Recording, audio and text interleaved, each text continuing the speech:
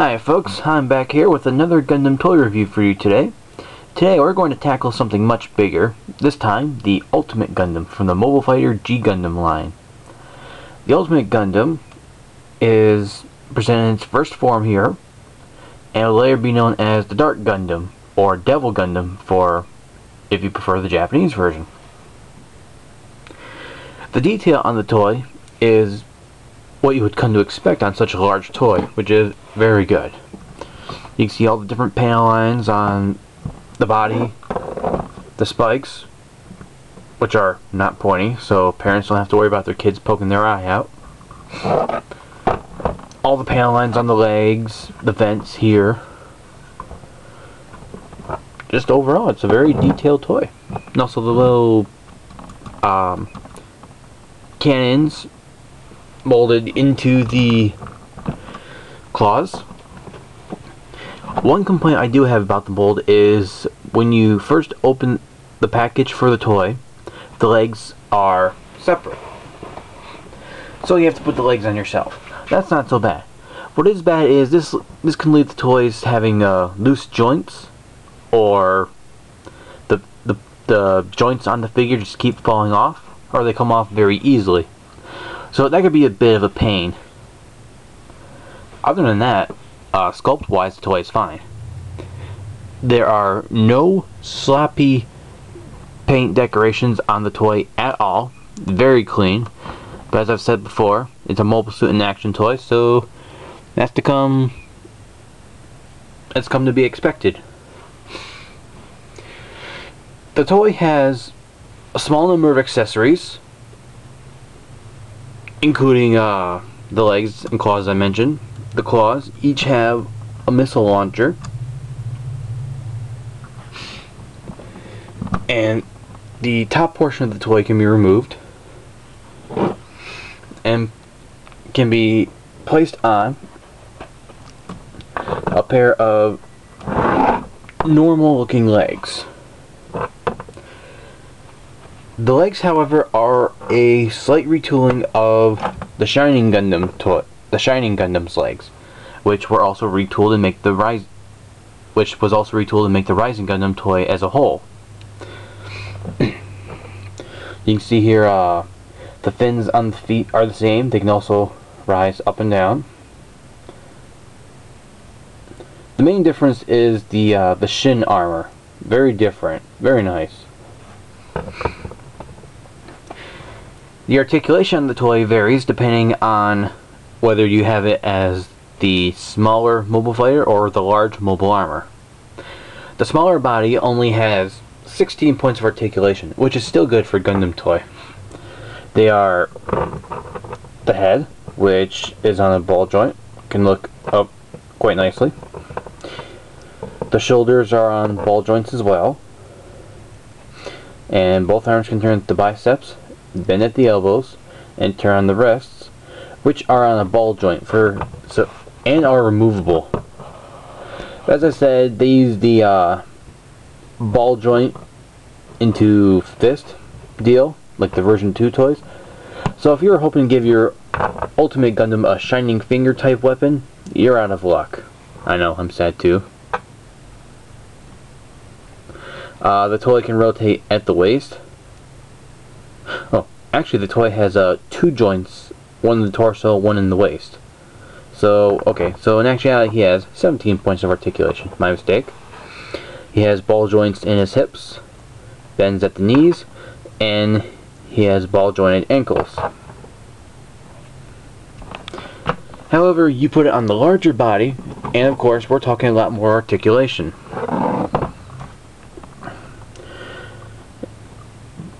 "42 points in total is what I counted earlier. And that of course includes everything on the upper torso here I mentioned. And then these 3 yellow parts each have an individual joint. The front claws have 3 joints where they connect on the main body. The claws are on their own ball joint, and the claws can open and shut. Might as well show off the firing mechanism while I'm here.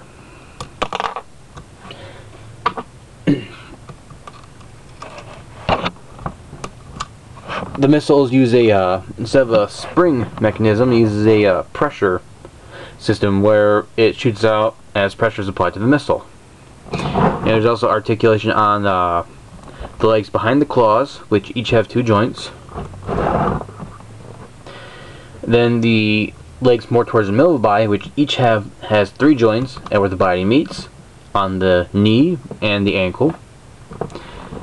2 smaller legs on the closer to the underside of the body are jointed where they connect, and on the ankle once again. And then the rear legs have 4 joints where the body meets, 2 joints here on what you call the knee, and the ankle joint. The toy itself is, I'm going to say, moderately hard to find on eBay. It's not that hard if you just look for a bit, and you might even find it at a decent price, like under 50 bucks at least. This is the American release of the toy, so that might also factor in the price. Some people would say, oh, it's so much rarer, or oh, it's not quite as scarce as the Japanese version.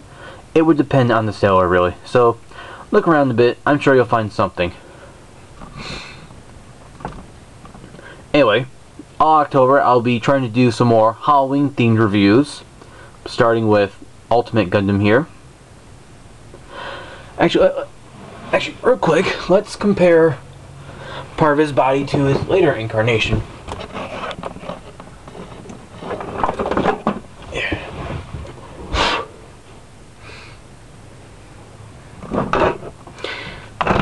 Oopsie.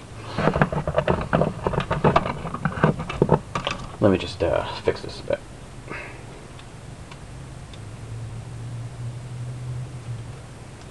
Yeah.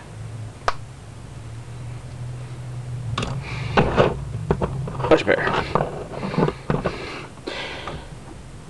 The top portion of the toy looks mostly the same, though the shoulders are much bigger, and the shoulders on Ultimate here cannot have the giant claw spring out. The blue part of the torso on Dark Gundam here is much smaller, and the yellow part is much thinner. Of course, everything from the waist down just totally differs. Oh, and also the arms seem significantly bulkier. The Ultimate Gundam, unlike most other Gundam toys, does not come with alternate hands, despite the fact that they're easily removable. Actually, let's perform an experiment. Can Ultimate Gundam use Dark Gundam's hands? The result would be in these cool grasping hands, like he's reaching out to grab a victim. Ooh, spooky. Huh. I'll be, folks, they fit. So the hands are indeed interchangeable between the 2 toys, as the hands can turn at the waist.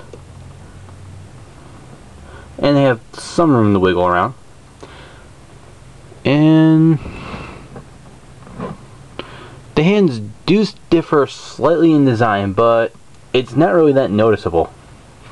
So if you want to switch hands, go crazy.